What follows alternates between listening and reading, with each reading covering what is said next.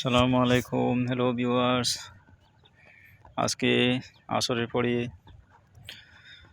আমরা চলে এলাম নতুন একটি হাওরে। মানুষ কর্মব্যস্ত, এখন ধান রোপণ করার সময়। গ্রামের মেঠো পথ, সব ক্ষেত এখন হাল চাষ করা, পানি আটকানো। এই কিছু দিনের ভিতরেই তারা ক্ষেত রোপণ, ধান বীজ রোপণ করবে। একটা সুন্দর জায়গা, গ্রামের মেঠো পথ, আকাশ মেঘলা, রোদের ঝলমলে বিচ্ছুরিত আলো নেই, যার দরুন সব অন্ধকারের মতো দেখা যাচ্ছে। মানুষ দূরে দেখা যাচ্ছে কিছু কাজ করতেছে। সবাই ভালো থাকবেন। আসসালামু আলাইকুম।